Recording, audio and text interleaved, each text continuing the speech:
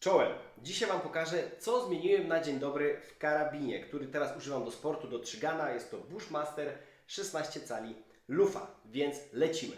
Na froncie dołożony chwyt przedni, pionowy i krótki, najlepiej mi się na takim pracuje.